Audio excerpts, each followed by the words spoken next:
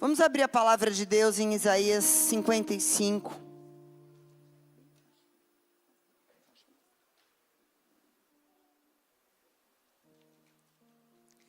Vamos ler versículos 6 ao 10. Diz assim: Busquem o Senhor enquanto podem achá-lo. Invoquem-no agora, enquanto ele está perto. Que os perversos mudem de conduta e deixem de lado até mesmo a ideia de fazer o mal. Que se voltem para o Senhor, para que ele tenha misericórdia deles. Sim, voltem-se para o nosso Deus, pois ele os perdoará generosamente. Meus pensamentos são muito diferentes dos seus, diz o Senhor. E os meus caminhos vão muito além dos seus caminhos. Pois assim como os céus são mais altos que a terra, meus caminhos são mais altos que os seus caminhos, e os meus pensamentos mais altos do que os seus pensamentos. Você pode dizer comigo? Os pensamentos de Deus e os caminhos de Deus a meu respeito são mais altos do que os meus pensamentos e os meus caminhos. Amém? Então, queridas, eu quero falar um pouquinho sobre o que esse texto de Isaías está nos dizendo aqui. Que os nossos pensamentos e os nossos caminhos divergem. Eles não são compatíveis com os caminhos do Senhor. A minha maneira de enxergar, de pensar minha própria vida, de dirigir, conduzir minha própria vida, não é a maneira de Deus para mim. Por quê, pastora? Diga, por causa da visão. Tudo por causa da perspectiva. Porque Deus me vê e Deus te vê do alto. E nós nos vemos de baixo. A visão que Deus tem sobre nós, eu vou chamar hoje de visão macro. Diga macro. Macro quer dizer grande, ampla. Deus tem uma visão macro da nossa vida. O que isso quer dizer? Uma visão que contempla um futuro, que vê lá na frente, que vê um propósito, onde de alguma forma o reino dele vai se manifestar através da minha vida e da sua vida. Dentro dessa visão macro que Deus tem, ele nos propõe um caminho para que a gente possa trilhar, a fim de que a gente possa chegar a viver a boa, perfeita e agradável vontade de Deus. Então essa visão macro, essa visão do alto, que Deus tem ao meu respeito e ao teu respeito, envolve um projeto grandioso a nosso respeito. Isso é maravilhoso, sim ou não? É bom saber disso, é bom ver que Deus tem grandes pensamentos para mim, sobre mim. Mas, infelizmente, entre a visão de Deus ao nosso respeito e o cumprimento dessa visão, existe um obstáculo. Qual é esse obstáculo? As nossas emoções. Porque as nossas emoções, quando desgovernadas, quando feridas, elas afetam a nossa visão. E uma pessoa que não tem visão, ela não chega a lugar nenhum.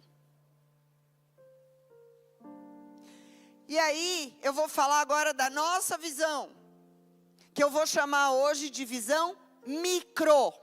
Como que é a visão de Deus? Diga macro. E a nossa visão é micro. Essa visão natural que a gente tem, apequenada, muitas vezes distorcida e quase sempre oposta à visão de Deus sobre nós. O que é uma visão micro? Uma visão que é voltada somente para as coisas dessa vida, somente para as necessidades, somente para os problemas, muito focada nas nossas dores, nas nossas fragilidades, nas nossas limitações, nas nossas dificuldades. E aí você vai me dizer, pastora, mas você não tem problema? Tenho muitos, você não imagina o quanto. Então o que eu quero te dizer é que o micro, sim, ele é parte da nossa vida. Sim, nós temos que aprender a administrar da melhor maneira essas coisas todas que eu acabei de citar. Sim, a gente falou aqui hoje à tarde, nós temos que cuidar das coisas naturais, da nossa saúde física, das nossas emoções. Sim, nem tudo é espiritual. Mas o que não pode acontecer? O micro tomar uma proporção tão grande da minha atenção e da minha energia, a ponto de eu me esquecer do macro, da visão que Deus tem a meu respeito. Estão comigo? Amém? Então qual é o nosso grande desafio? O grande desafio de qualquer discípulo de Jesus é aprender a trabalhar, cuidar, administrar o micro, sem perder a visão macro. O desafio é não deixar que o micro me consuma tanto, a ponto de dirigir a minha vida. Que o micro me consuma tanto a atenção, a ponto de que ele defina as minhas decisões e não o macro.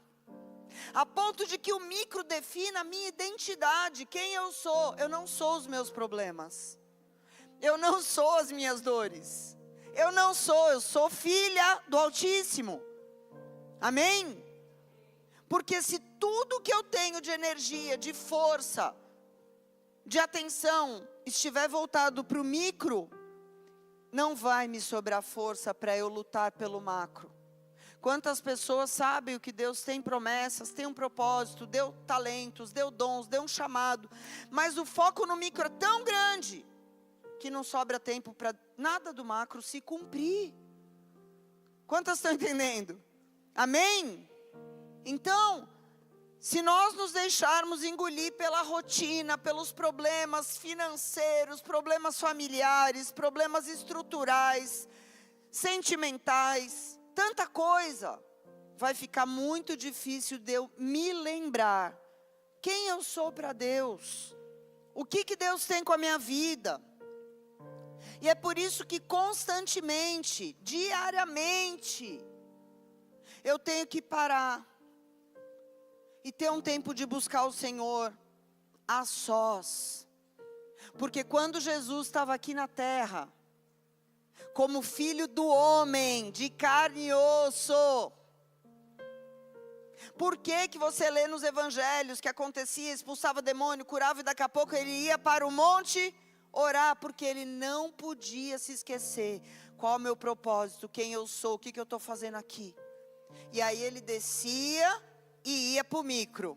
As mazelas das pessoas, os homens que ameaçavam matar, e nem não sei quem que queria prender, e o outro discípulo endemoniado, querendo arrumar uma armadilha para ele.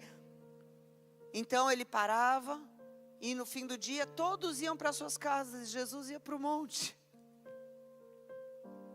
Porque ele sabia que ele estava aqui, nessa fragilidade, nessa vulnerabilidade que é viver na carne. Ele não podia perder a visão macro. Eu sou filho de Deus, eu tenho um propósito, eu vim aqui para morrer na cruz, eu não vim aqui só para ficar me ocupando com as coisas desse mundo. Amém? Então Jesus fazia isso para que a visão sempre fosse, a visão macro sempre fosse renovada. Então nós também temos que ter uma vida onde todo dia, na presença de Deus, Ele ajusta a minha visão. Mesmo se eu estiver no meio de uma opressão, eu não posso parar de acreditar naquilo que Deus tem falado para mim. Amém? A visão, eu posso afirmar para vocês, é a única diferença entre pessoas que chegam no fim do seu destino que Deus desenhou para elas e pessoas que morrem pelo caminho. A única diferença é a visão, porque se a sua visão for comprometida, o seu futuro está comprometido. Gosto muito de contar essa história. Uma vez eu fui visitar a mãe de um irmão da igreja, ela não é cristã, mas ela estava passando por um processo muito difícil de câncer, e esse irmão me pediu para eu ir lá visitá-la, e é uma mulher muito gente boa, muito legal, eu já conhecia ela. E eu cheguei lá, ele tinha me falado que ela estava muito mal, e eu cheguei lá, ela estava toda bonitona, assim, tinha feito escova, eu falei, poxa, eu achei que ia chegar aqui, você ia estar um bagaço, toda estrupiada aí. Ela falou, pastora, aqui hoje, quem está aqui sou eu. Mas se você tivesse vindo há 2 dias atrás, você ia encontrar a Euzinha. A Euzinha estava feia na foto. Estava pedindo a morte. Mas hoje, né? Ela fala, Catinha, o nome dela é Kátia, né? Hoje você encontrou a Kátia, mas se fosse há 2 dias atrás, você ia encontrar a Catinha. E a partir disso, Deus me falou essa palavra que eu estou trazendo para vocês. Por quê? Porque no dia mau, quem se levanta é a Euzinha, né? Aquela visão micro, mesquinha, pessimista, derrotada, tudo aquilo. Eu falei, ai meu Deus, a irmã do teatro está pregando a mensagem aqui, né? Para que eu existo? Eu não sirvo para nada. Eu sou desqualificada, nada dá certo para mim, minha vida é uma porcaria, é um lixo. Não é assim? Se a miséria alheia te consola, eu tenho meus dias de Sheilinha. Com certeza eu posso te falar isso. E a guerra é dura, viu? Entre a Sheila e a Sheilinha. É uma guerra dura. Porque existe uma Sheila que ama a Deus, que vai para cima, que prega, que faz, que resolve. Mas também tem uma Sheilinha que não quer sair do quarto, que não quer nem acender a luz. Que olha para o WhatsApp e fala, hoje eu não quero falar com ninguém. Sim ou não? Influenciada pelas dores, ainda talvez lembra de alguma promessa de Deus e fala, isso não vai mais acontecer. Já era, já passou o tempo. Eu me consolo, eu não sei você, mas eu me consolo com a miséria alheia. Eu gosto de saber a miséria alheia, porque eu me identifico e eu falo, puxa, mas se essa pessoa, cara, passa por isso, então tem esperança para mim. Né? Tem um dos meus escritores favoritos, chamado Charles Spurgeon. Quantos já ouviram falar dele? Bem conhecido, né? Ele é conhecido como príncipe dos pregadores. E se você ler a bibliografia dele, você vê que ele tinha depressão profunda. Chegava a ficar semanas sem sair de casa, sem sair do quarto. Quem ajudava ele insistia, a esposa. Tinha artrite reumatoide gota, não conseguia se locomover direito. Imagina você com artrite reumatoide e com depressão profunda. E mesmo assim, esse homem pregou mais de 10.000 sermões. Mesmo assim, hoje eu estou estudando esse ano o livro dos Salmos. Com que livro? O Tesouro de Davi, que é o comentário de cada versículo de todos os Salmos, que esse homem depressivo, que não saía de casa, escreveu. E traz vida para mim, quase 200 anos depois, porque ele é do século XIX. Estão entendendo? Então eu olho para essas coisas e isso me anima.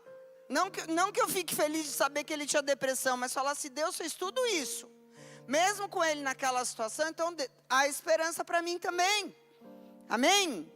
E assim foi com todas as pessoas que andaram com Deus também na Bíblia. Jeremias é o meu profeta favorito de todos. E ele passou por muita luta emocional. Olha o que ele fala aqui, gente, profeta, Jeremias, capítulo 20, versículo 14, ele diz, maldito o dia que eu nasci.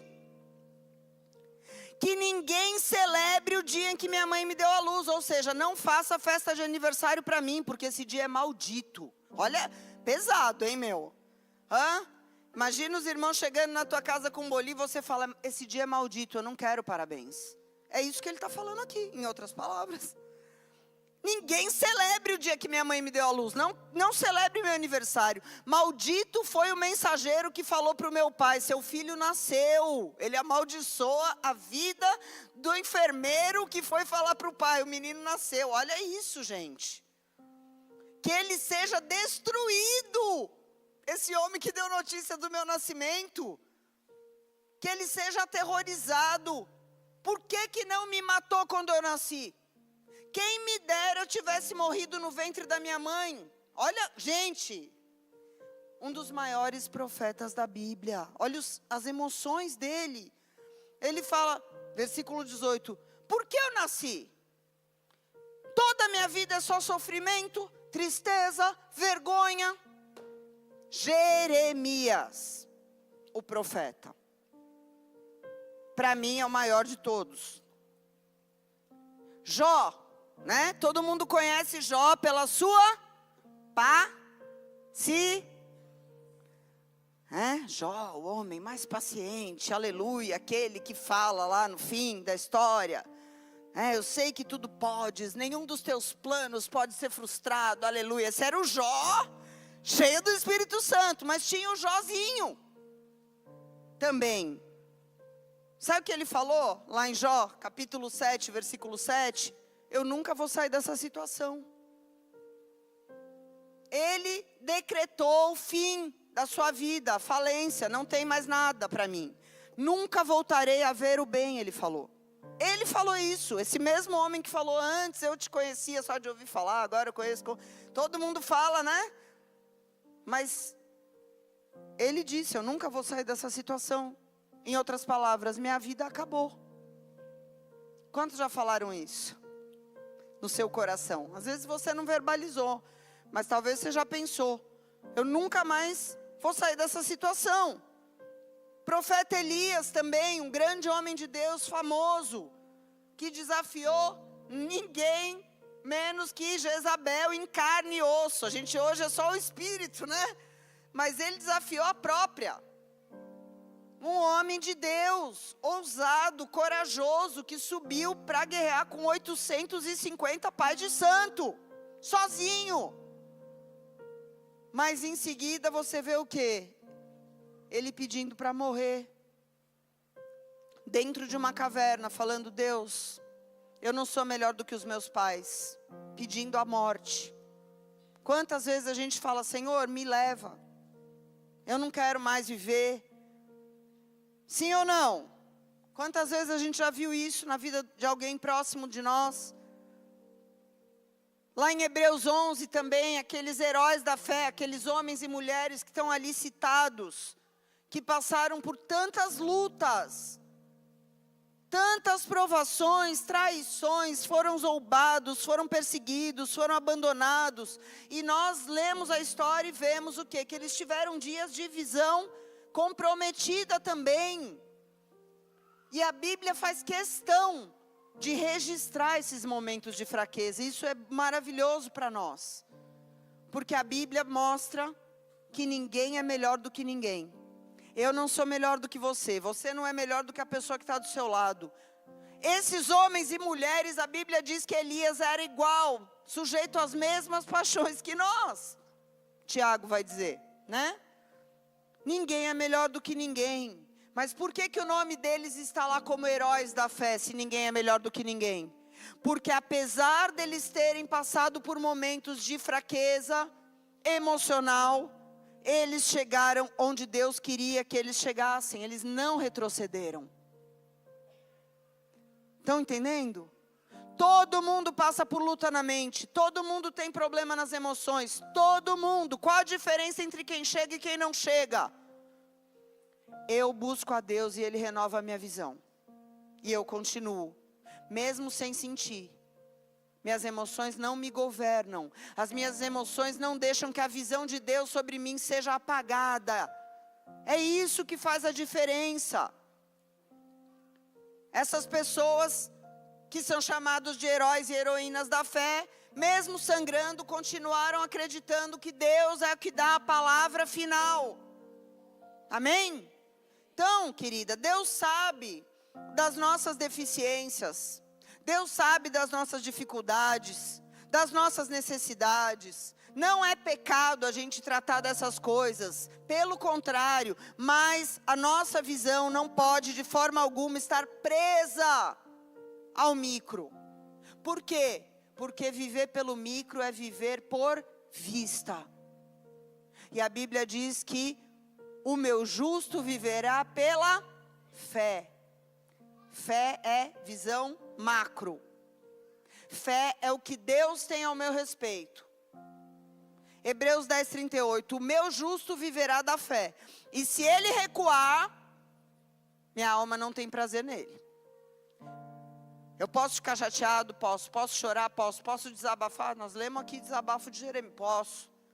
Que eu não posso recuar. Que eu não posso retroceder. Que eu não posso desistir do que Deus tem falado ao meu respeito. Que eu não posso enterrar os talentos e dons que Deus me deu. Eu não posso simplesmente, por causa das coisas micro, desprezar aquilo que vem do alto. Amém?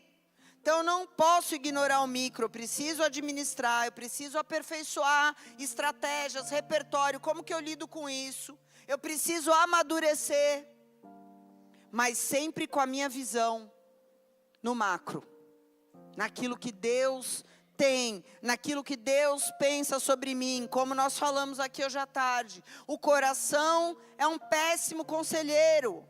Jeremias, esse homem aqui que estava se lamentando, aliás, ele escreveu um livro sobre lamentações, né? Inteiro. Um livro de desabafo. O que é Lamentações de Jeremias, se não um livro, um diário de alguém que está desabafando, gente? Sim ou não? Mas esse mesmo homem, ele diz lá em Jeremias 17:9, o coração é enganoso.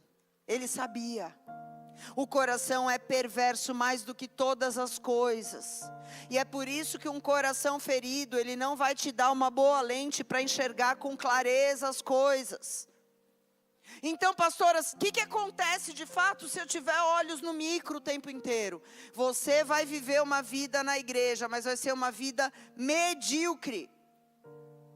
Vai ser uma vida sem propósito, vai ser uma vidinha. A Euzinha vive uma vidinha. Amém? Se eu abraçar essa visão micro, eu posso até estar na igreja, mas eu vou estar vivendo como uma incrédula, dentro de uma religião. E nós não queremos isso, amém? Nós queremos viver o reino. Nós queremos viver as promessas de Deus. Nós queremos saber o que Deus pensa a nosso respeito.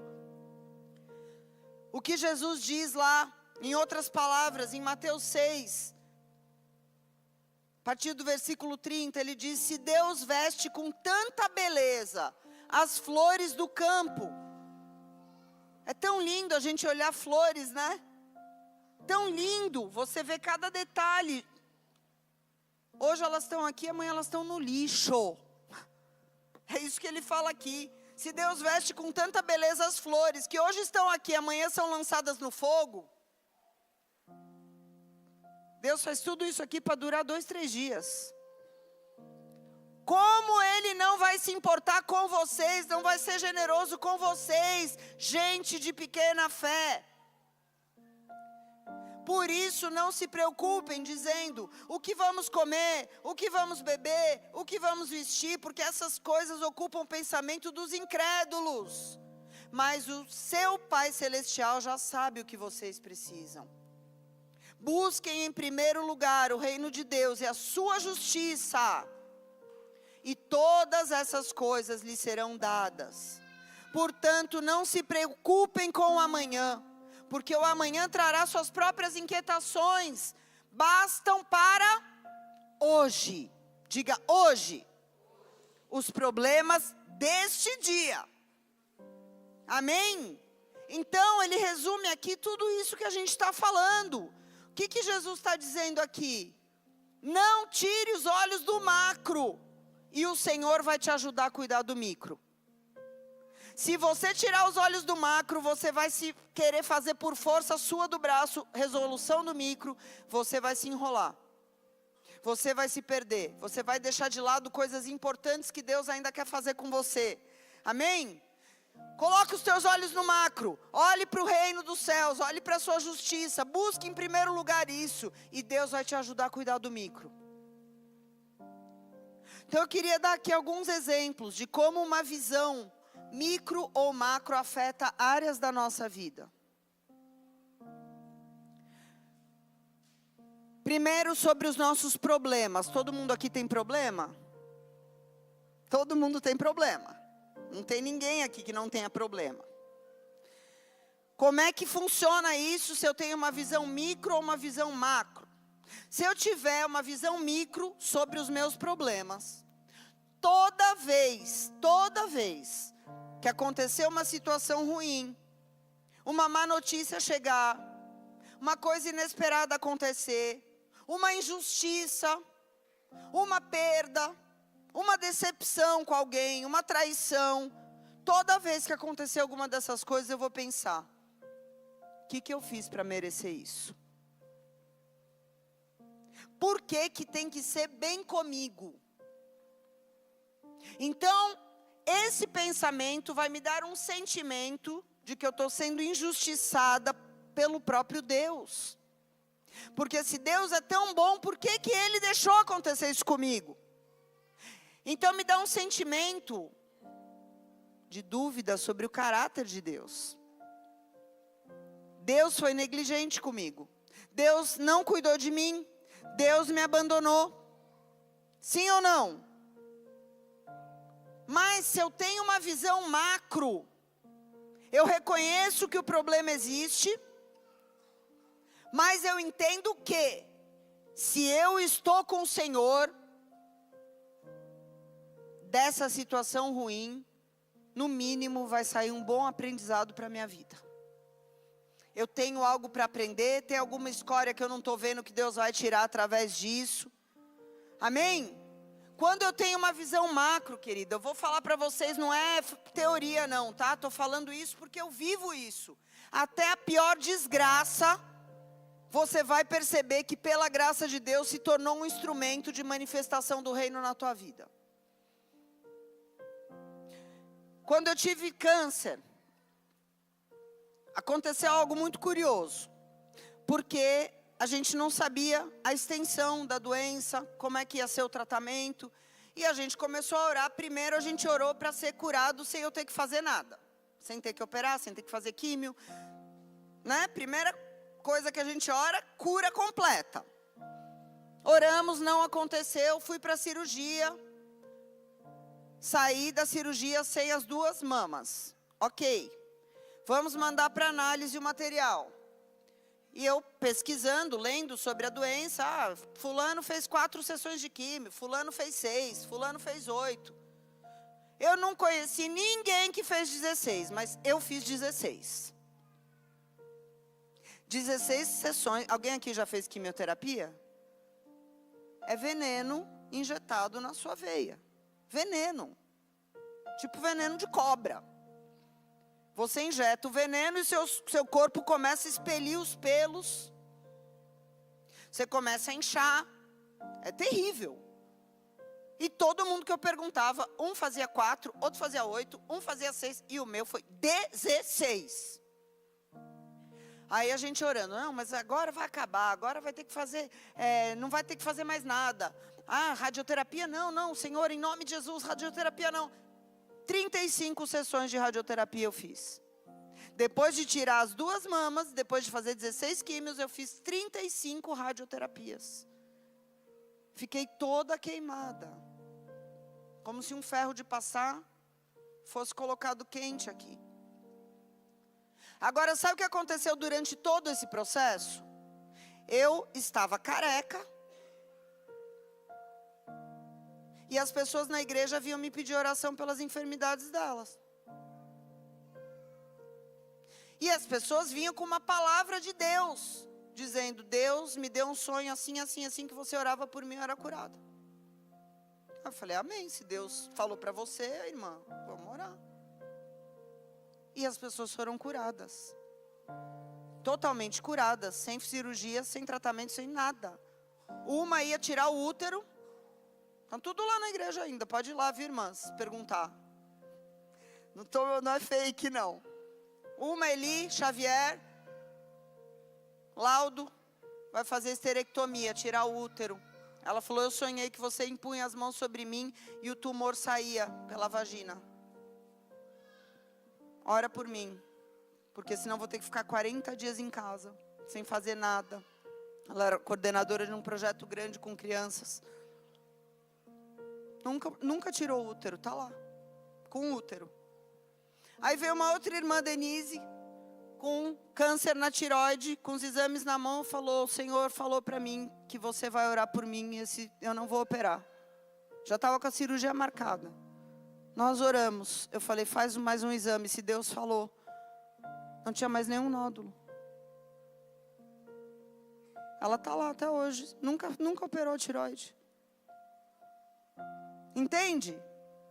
E um outro irmão com lúpus, internado com insuficiência renal, perdendo pigmentação da pele. Ele era negro, a cabeça ficou branca, foi saindo a cor da pele. Nós vamos orar, toda vez que a gente se encontrar, vou ungir você. Voltou a pele, voltou os rins, voltou tudo. Só que comigo não. Entende? Porque Deus me deu autoridade sobre as doenças dessa forma, permanecendo, fazendo a obra de Deus, mesmo estando enferma. Agora, eu poderia ter ficado em casa, falando: Deus, eu dediquei minha vida inteira para a igreja, agora eu estou aqui nessa situação, estou revoltada. Como assim? Tanta gente ruim no mundo e eu estou com câncer? Poderia ter tido esse raciocínio micro, mesquinho. Mas eu optei em continuar fazendo a obra de Deus, mesmo doente, mesmo fazendo químio. E o que aconteceu? Pessoas foram abençoadas, mesmo quando eu estava passando por uma situação terrível. E a igreja passou por um tempo de avivamento, através da minha doença. Um tempo de unidade, coisa tremenda, que eu nunca vi igual em 23 anos que eu pastorei a igreja. Entende? Agora, se eu tivesse aquele pensamento egocêntrico, micro, mesquinho, eu ia falar: eu não quero saber mais de nada, eu servi a Deus, olha onde eu estou agora. Palhaçada. Estão entendendo, irmãos, o que eu estou dizendo aqui? Eu não sou melhor do que ninguém, mas eu tive que tomar uma decisão. Ou eu vou ficar enclausurada num quarto amaldiçoando a Deus, ou eu vou continuar servindo a Deus na saúde ou na doença. Amém? E eu sobrevivi e estou aqui para poder te dizer que mesmo nos piores cenários, se a gente deixa a visão macro de Deus não mudar quem a gente é, coisas boas podem sair de momentos muito ruins. Amém? Tem pessoas que se tornam amargas, porque quando passam por problemas, abandonam a fé. Porque falam: não, se Deus não me livrou, então não quero mais. Apostatam a fé. Então, a pessoa que tem visão macro, ela passa a enxergar os problemas como parte do processo de Deus nas suas vidas. É claro que eu tive que administrar o micro, porque eu vomitava, eu tinha dores. Tive que administrar aquela nova realidade da minha vida, de ficar subindo para São Paulo para tomar veneno e descer passando mal. Mas eu entendi que havia um macro que era maior do que aquela situação. E que Deus iria usar aquela situação para o bem. Porque o nosso Deus transforma a maldição em bênção. Amém? Mas depende do meu posicionamento para isso acontecer. Foi o melhor tempo da minha vida. Eu vou falar para vocês, não é mentira. Se eu pudesse escolher não ter passado pelo câncer e ter passado pelo câncer, hoje, olhando para trás, eu falo: foi bom eu ter passado por aquilo. Deus me transformou muito, Deus me amadureceu muito, Deus abençoou muito a igreja por causa da minha doença. Eu escolheria de novo passar por tudo que eu passei, sem hipocrisia nenhuma.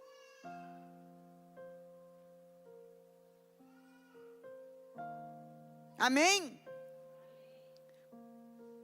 Sobre o casamento. Pessoas que têm visão micro ou macro sobre o casamento. Pessoas que têm uma visão micro, elas se casam para ser feliz. Para serem felizes, né? E é por causa dessa visão egoísta que hoje as pessoas se separam tanto, até mesmo dentro da igreja. A taxa de divórcio de cristãos é quase igual à taxa de pessoas que não conhecem Jesus. Não sei se vocês sabem disso. É uma vergonha. Por quê? Porque são cristãos que têm uma visão micro sobre casamento. Ai, pastora, mas quer dizer que é pecado eu querer ser feliz? Não, não é pecado. Mas é muito pobre você achar que casamento é só para te realizar sentimentalmente. Não é. Se a sua visão do casamento é só para ser feliz, é muito difícil esse casamento ir para frente. Na verdade, é quase impossível. Porque o casamento, ele tem que ter um propósito maior do que apenas resolver minha vida sentimental. O casamento de uma pessoa que tem visão macro, ela não envolve só você, a pessoa que você vai casar.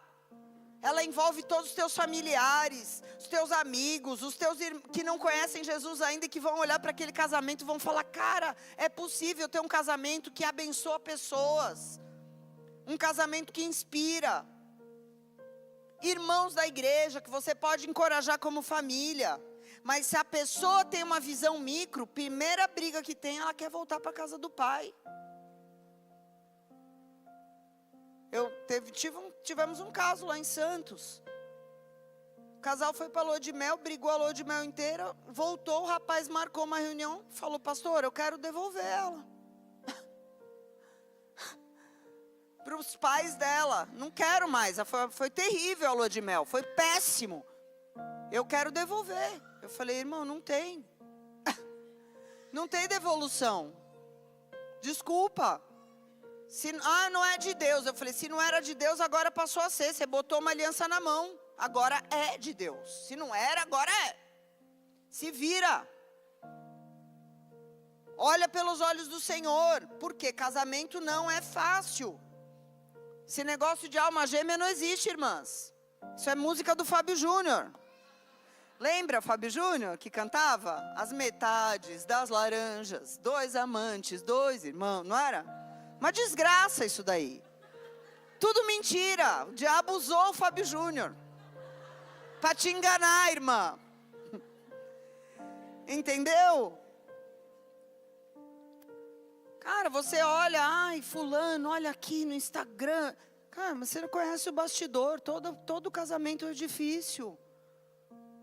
As pessoas têm dificuldades no casamento, né? A Bíblia diz: os casados terão tribulações, mas você não quer ler esse versículo. Você cortou o versículo, sua Bíblia é censurada, você corta os versículos que não é interessante, né? Então, é fato que você vai casar com uma pessoa que tem o temperamento diferente do seu, uma história familiar diferente, às vezes opiniões muito diferentes. Mas se os dois amam a Deus, e é por isso que não pode casar em julgo desigual, se os dois amam de verdade a Deus, vocês vão ter uma visão macro e não vão se separar por qualquer motivo. Vocês vão lutar para que a visão e o pensamento de Deus se estabeleça sobre vocês. Amém? Porque o que faz um casal em crise continuar junto? A convicção total de que os pensamentos de Deus são maiores e são melhores. E que eles têm que ajustar as coisas micro. Eles têm que aprender a conviver, eles têm que aprender a se comunicar. E se Deus vê que vocês estão tendo uma visão macro, mesmo no meio daquela confusão, que às vezes o casamento vira uma confusão, Deus ajuda a gente. Deus dá graça, Deus dá esperança, Deus renova o ânimo. Amém? O micro não pode vencer, porque o micro vencer significa divórcio. Se o micro prevalecer, é separação na certa. Então a nossa prioridade não pode ser: quero ser feliz, casei para ser feliz. Minha prioridade é, eu casei para que a vontade de Deus se estabeleça e o reino venha através da minha família. A minha família vai ter um propósito. Eu não casei só para resolver minha vida sentimental, minha vida sexual. Amém?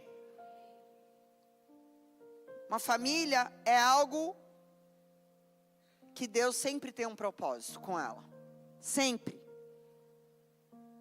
Deus vai trabalhar o micro em nós. A gente vai aprender a amar, a gente vai aprender a respeitar, a gente vai aprender a obedecer a Deus, a criar uma cultura familiar que agrade a Deus. E quando o micro do casal está em ordem, o macro começa a se cumprir na vida de todos os da família, do marido, da mulher e dos filhos. Amém? Quando a gente ordena o micro, Deus derrama o macro. É assim que funciona, né? Você vê lá, quando Moisés construiu tudo detalhadamente no tabernáculo, tudo estava no lugar, aí diz, a glória de Deus encheu o tabernáculo. Mas primeiro o micro, os utensílios, os arranjos, entende? O micro cabe a mim, a unção, a glória cabe a Deus, mas Deus não vai abençoar um negócio desordenado. Terceiro, uma visão micro e macro sobre o Evangelho. Meu relacionamento com a noiva de Cristo. A pessoa que tem a visão micro, ela fica na igreja, muitas vezes, porque tem medo de ir para o inferno. Ela deixa de fazer coisas, não porque ela entendeu que aquilo vai prejudicar a caminhada dela com o Senhor, mas porque, na minha igreja não pode. Então eu não faço, mas que vontade. Né? Deus me livre, mas quem me dera. Não é assim? Eu não faço isso porque o pastor falou que não pode, né? Entende? Então fica num convencimento dentro da igreja, mas nunca teve uma visão do reino. Nunca tiveram uma disposição de renunciar nada por amor a Jesus. Eu só não quero ir para o inferno, só isso. Só quero ser salvo. Isso é uma coisa muito micro, muito pequena. A gente vê esse exemplo lá naquele moço rico, né? Do Evangelho de Marcos, capítulo 10. Ele fala para Jesus, o que eu faço para herdar a vida eterna? Ele só queria ser salvo. Ele não queria viver com Jesus aqui. Ele só queria saber, quando eu morrer, eu vou para o céu. Tem muita gente na igreja assim, né? Eu quero saber para onde eu vou quando eu morrer, mas eu não quero viver para Jesus agora. Eu não quero renunciar a nada agora. Eu não quero evitar as coisas que não me convêm. E ele começa a falar, mas, né, trazendo para a linguagem de hoje, mas eu vou na igreja, eu participo da reunião nas casas, eu sirvo no ministério. E Jesus fala, tá bom, tá tudo bem. Mas Jesus vê ali no coração dele um ídolo, o dinheiro. Ele fala, então tá bom, então só falta uma coisa, vende tudo que você tem e me segue. Aí a Bíblia diz que ele se ofende e sai triste, né? E muitos de nós somos assim. Eu estou fazendo tudo direitinho, mas quando Deus toca num negócio que para você não quer abrir mão, aí você sai fora triste. E ainda sai falando mal do pastor. Visão micro. Mas a visão macro, ela está na vida daquelas pessoas que querem muito mais do que ir para o céu. Elas querem viver um propósito aqui agora. Eu quero ver Deus me usar, eu quero ver o reino chegando na minha família. Eu quero que o Senhor me use para ganhar almas que estão perecendo. Eu quero desenvolver a minha salvação com temor e tremor. Porque eu sei que o Senhor me salvou de todas as maneiras que uma pessoa pode ser salva. A pessoa que tem a visão macro, ela entende que Deus não salvou ela só do inferno. Deus nos salvou do domínio do pecado. Hoje eu não sou mais escrava de nada. Eu fui escrava de muita coisa, mas hoje eu não sou mais escrava de nada. Deus me salvou do pecado, do domínio do pecado, e Deus tem me salvado todo dia de mim mesma. Amém? E é por isso que eu não largo Deus por nada. Não é porque eu não quero só ir para o inferno. Eu quero buscar a vontade de Deus até o último dia da minha vida. Mas quem não tem essa visão macro, troca Jesus por qualquer coisa. Qualquer coisa que faça o seu olho brilhar, você sai da presença de Deus. Amém, queridos? Uma pessoa que tem a visão macro, ela crê naquilo que está lá no Salmo 139, 16. Os teus olhos viram a minha substância ainda informe. Todos os dias da minha vida estavam escritos no teu livro, mesmo antes de eu nascer. Você crê que Deus te criou com um propósito? Amém? Antes mesmo de você nascer, quantas creem nisso? De verdade. Então, a nossa obrigação é perseguir esse propósito. Custe o que custar, sem dar desculpa, sem arrumar justificativa, sem se esconder atrás do emocional abalado. Nós temos que perseguir. Eu creio que Deus estabeleceu todos os dias da minha vida antes de eu nascer. Eu preciso ter uma inquietação dentro de mim e perseguir isso. Eu preciso saber que eu estou fazendo aquilo exatamente que Deus queria que eu fizesse ao me criar. Porque essa sensação de vazio que muitas vezes a gente tem é um sinal de que eu estou fora do propósito de Deus para a minha vida. Amém? Não existe sensação melhor de você estar no lugar certo, na hora certa, fazendo aquilo que Deus te criou para fazer, querida. Não existe. Não existe nada melhor do que isso. Cumprir a visão de Deus ao meu respeito. E a gente aprende a se alegrar em toda e qualquer situação. Eu me lembrei hoje à tarde, quando a gente estava adorando aqui. Eu já vou encerrar depois disso. Eu estive na Índia em 2019 com um grupo de irmãos lá da nossa igreja. E a gente foi visitar uma colônia de leprosos. Eu achava que nem existia mais leproso. E eu descobri que lá na Índia tem muitos leprosos. E eles ficam agrupados em colônias, porque quando a pessoa descobre o diagnóstico da lepra, os familiares, pela lei, têm o direito de botá-la na rua imediatamente. E nós fomos nessa colônia de leprosos visitar os homens e mulheres que moram ali. E eu conheci uma mulher chamada Sara. E todos eles muito felizes, tá? Numa miséria, morando em casas de palha. E felizes, alegres, receberam a gente super bem. Eu fui conversar com essa mulher, falei, me conta a tua história. O que aconteceu? Ela falou, eu era casada, eu tinha 3 filhos. E aí eu tive o diagnóstico da doença, da lepra. E aí meu marido me botou para fora de casa. Eu fui bater na porta dos meus pais também não me acolheram. E aí eu vim aqui para a colônia.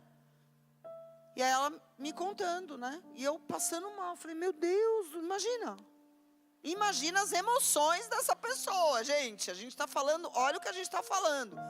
Você tem uma notícia que você está com uma doença.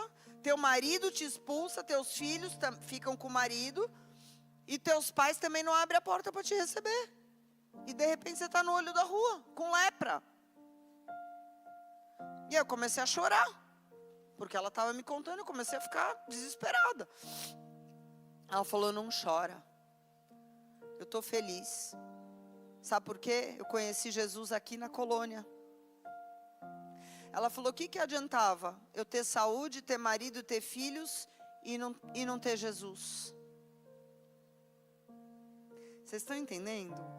Essa mulher ali com lepra, na pobreza extrema, feliz, com um sorriso no rosto, eu chorando, ela me consolando, porque ela tinha visão macro.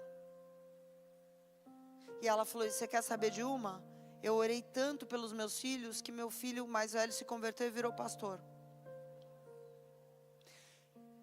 Então eu falei, cara, essa mulher entendeu tudo, né? Foi um choque para nós ali, ouvindo aquela história, aquela situação. E nós precisamos deixar Deus trabalhar no nosso coração. Amém?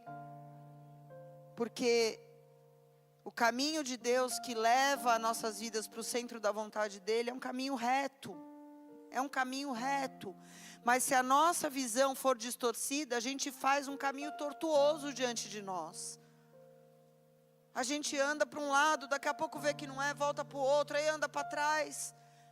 Não porque Deus não fez um caminho reto, mas porque a nossa visão está distorcida. quando a gente passa a viver por emoções, por vista e não mais por fé, com a visão macro. Amém, queridas? Então eu creio que Deus, Ele quer restaurar a visão de muitas mulheres aqui nessa noite. Eu quero que você feche os seus olhos. E eu quero orar por vocês. Pode deixar as luzes acesas. Quero orar para que o Senhor possa restaurar a tua capacidade de enxergar. E não apenas enxergar, mas viver pelo macro. Que o Senhor possa ajustar os teus pensamentos com os pensamentos dEle. Que o Senhor possa ajustar os teus caminhos com os caminhos dEle, que são mais altos do que os teus. Martinho Lutero, que foi um homem que revolucionou a sua geração, rompendo com a religiosidade, encontrando graça na palavra de Deus, ele disse o seguinte: quando eu olho para mim, não tem como eu me salvar. Mas quando eu olho para Deus, não tem como eu me perder. Não olhe para você. Olhe para aquele que te formou, que te chamou pelo nome, aquele que escreveu ao teu respeito todos os teus dias antes do primeiro dia acontecer. Não olhe para você, porque se você olhar para você, você vai se desanimar, você vai se desesperar, você vai achar que não tem como dar conta. Mas se você olhar para Ele, você vai ver que é impossível dar errado. O fim é melhor do que o começo quando nós estamos em Deus. Amém?